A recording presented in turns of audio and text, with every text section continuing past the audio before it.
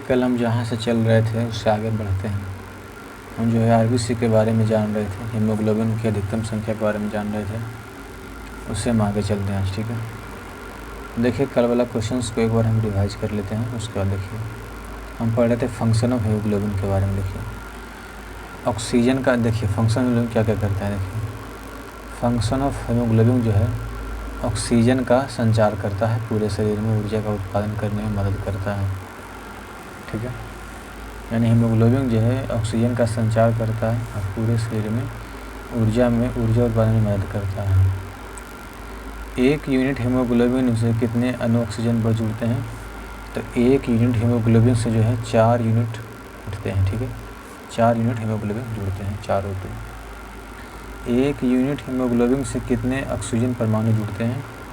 तो that is 8, यानी 1 unit haemoglobin से 8 ऑक्सीजन जुड़ते हैं। हीमोग्लोबिन की अधिकतम क्रियाशीलता क्या होती है?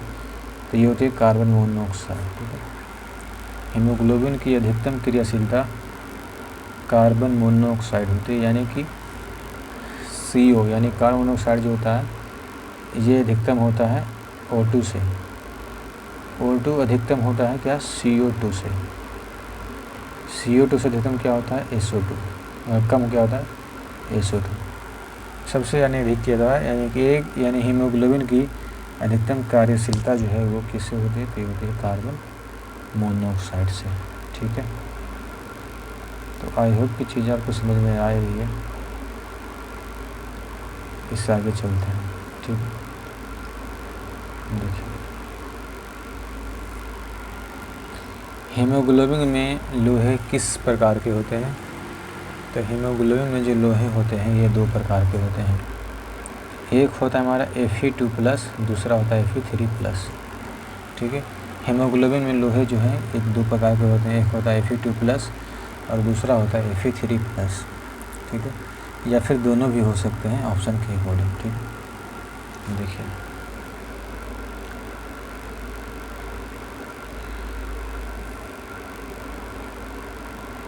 पर्वतीय क्षेत्रों में जाने पर आरबीसी पर क्या प्रभाव पड़ता है? तो यानी आरबीसी बढ़ती है।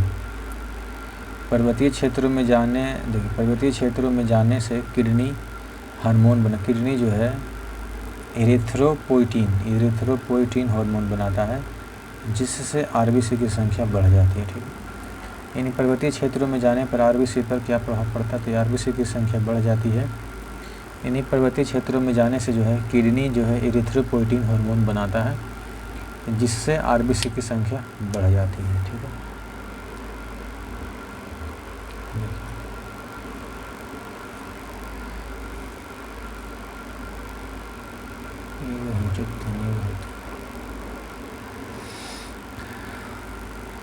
जब ब्लड में CO2 की मात्रा बढ़ती है, यानी कि जब ब्लड में CO2 की मात्रा बढ़ती है तो ब्लड की pH मान घटता है, जिससे ब्लड जो है अम्लीय हो जाता है,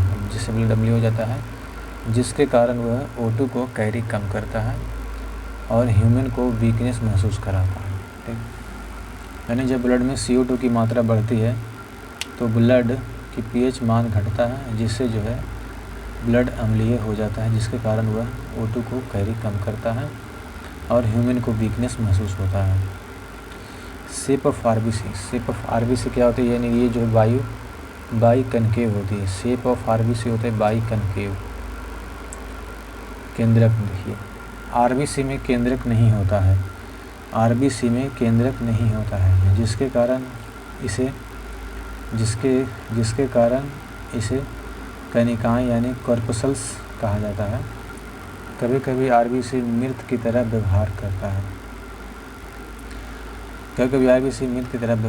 करता है। माइटोकॉन्ड्रिया भी आरबीसी में नहीं होता। माइटोकॉन्ड्रिया क्या होता है? आरबीसी में नहीं होता है।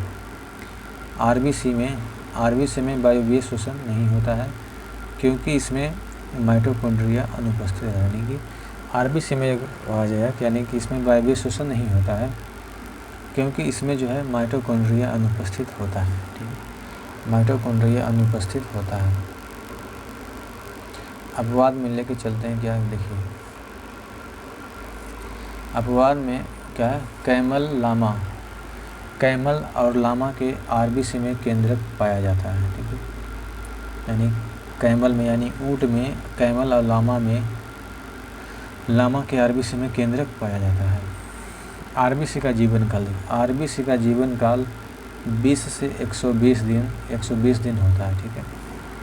यानी आरबीसी का जीवन काल जो होता है ये 20 से 120 दिन तक होता है। आरबीसी की उत्पत्ति जो है अस्थिमज्जा के लाल अस्थिमज्जा से बनती है। यानी आरबीसी की उत्पत्ति जो है अस्थिमज्जा के लाल अस्थिमज्जा से बनती है। लाल अस्थिमज्जा सिर्फ 2 हड्डियों में पाई जाती है। नंबर 1 बैकबोन यानी रीढ़ की हड्डी में, और दूसरा होता है फीमर की हड्डी में।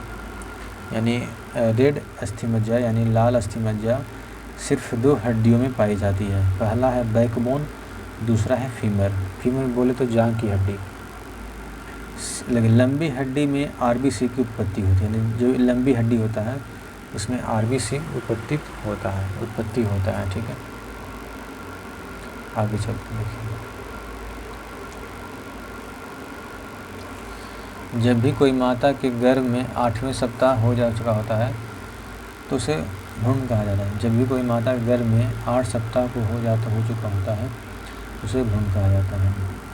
भ्रूणीय अवस्था में आरबीसी में यकृत से बनता है। भ्रूण अवस्था में आरबीसी में यकृत से बनता है, जिसे हम एम्ब्रियो स्टेट कहते हैं। यानी कि एम्ब्रियो स्टेट कहते हैं, भ्रूणीय अवस्था कहते हैं।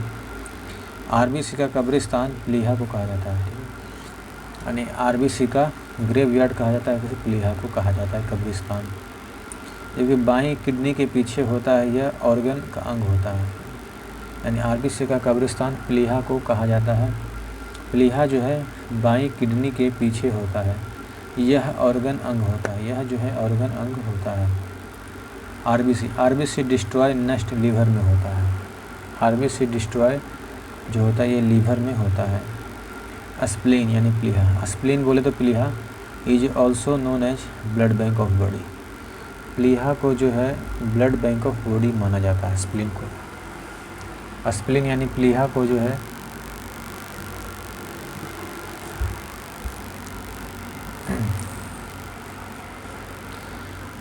Spleen is also known as backbone यानी blood bank of body. Spleen को ब्लड बैंक ऑफ बॉडी कहा जाता है। नेक्स्ट बात करते हैं डब्ल्यूबीसी के बारे में हम चर्चा कल करते हैं, लेकिन इसके पहले जो है हम 10 मिनट तक पीछे का रिवाइज करके एक बार जो हमने क्या क्या पढ़ा, ठीक है। तो आइए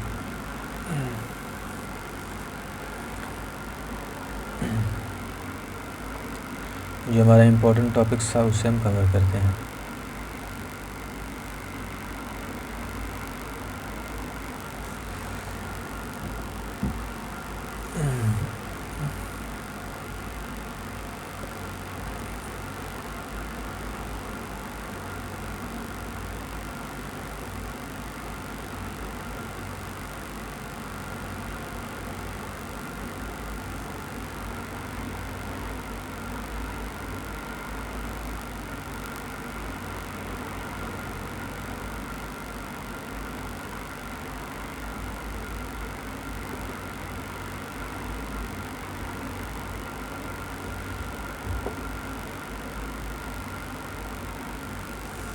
चलिए आज हम रेस्पायरेशन के बारे में एक बार जान लेते हैं, ठीक है। रेस्पायरेशन के बारे में जान लेते हैं।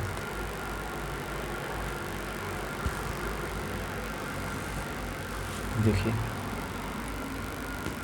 सांस को अंदर लेना बाहर छोड़ना ब्रीदिंग कहलाता है, ठीक है। यानी सांस को अंदर लेना बाहर छोड़ना ब्रीदिंग कहलाता है, जबकि ऊर्जा उत्पादन के लिए जो भी गैसों का आदान प्रदान होता है वह श्वसन कहलाता है। सांस को अंदर लेना बाहर छोड़ना ब्रीदिंग कहलाता है, जबकि ऊर्जा उत्पादन के लिए जो भी गैसों का आदान प्रदान होता है उसे श्वसन कहलाता है। 6H12O6 + 6O2 यानी CO2 + 6H2O + ATP यानी भिन्न भिन्न जीवों के स्वरण यानी विभिन्न जीवों के श्वसन अंग रेस्पिरेटरी सिस्टम।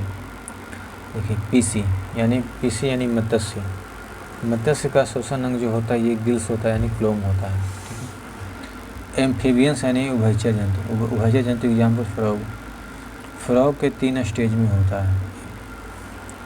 फ्रॉग 3 स्टेज में होता है। टेडपोल में क्या करता है, वह मछली के आकार का होता है। इस स्टेज में मेढक जो है गिल्स से सांस लेता है। यानी टेडपोल यानी जब वह मछली के आकार का होता है तो इस स्टेज में मेढक गिल्स से सांस लेता है।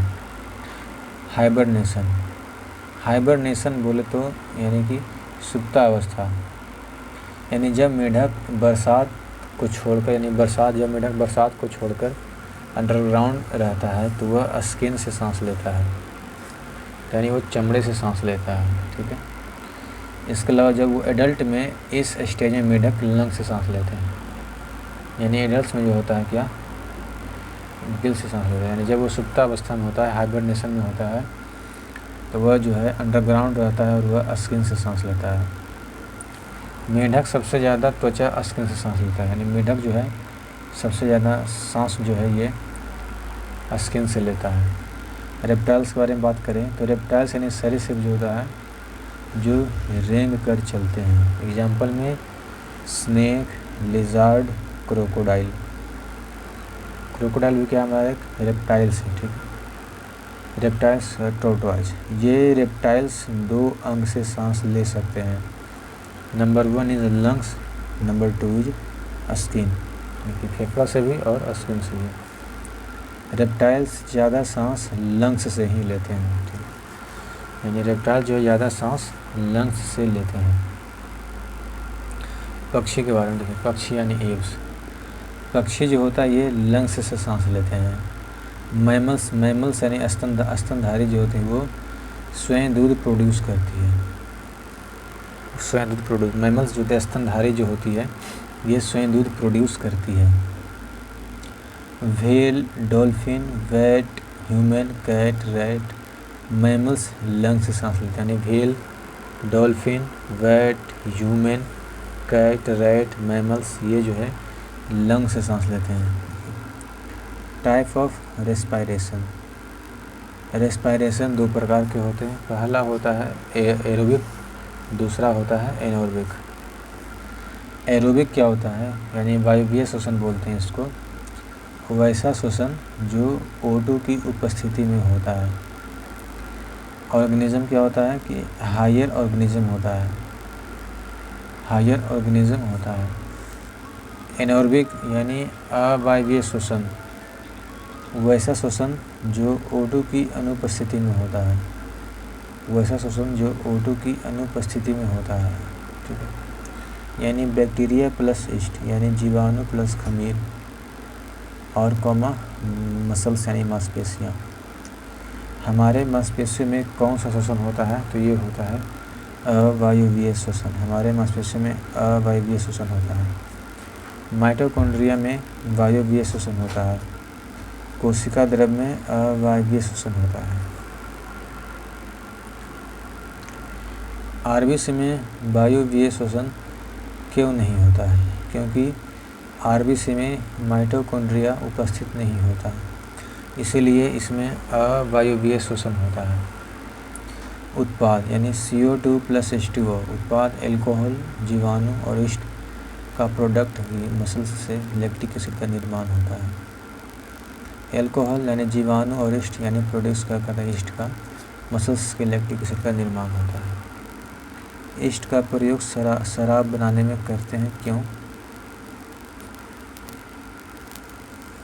ईस्ट का प्रयोग शराब बनाने में करते हैं, क्यों? क्योंकि ईस्ट में अवायवीय श्वसन होता है, जिसके कारण इसका उत्पाद इथाइल अल्कोहल में होता है। बैक्टीरिया और ईस्ट में अवायवीय श्वसन होते हैं, जिसके कारण उनका उत्पाद अल्कोहल इथाइल अल्कोहल होता है। मसल्स में अवायवीय श्वसन होते हैं, जिसमें उनका मसल्स क्रैम्प कर जाता है, क्रैम्प होता है। एथलीस्ट के मांसपेशियों में ज़्यादा अकड़न क्यों आता है? हम जानते हैं कि एथलीस्ट का हार्ट बीट कम यानी 60 to 68 पर मिनट होता है, जिसके कारण इनके बॉडी सामान्य लोगों से O2 कम होता है, जिसके कारण उसमें अवायवीय श्वसन ज़्यादा होता है। जिससे उनमें लैक्टिक एसिड का फॉर्मेशन ज़्यादा होता है और यही लैक्टिक एसिड हमारे मांसपेशियों में अकड़न पैदा करती है। मांसपेशियों में अकड़न कौन से मांसपेशियों में इकट्ठा होने के कारण होता है? मांसपेशियों में अकड़न जो होता है ये जो होता है लैक्टिक एसिड के इकट्ठा होने के कारण होता है।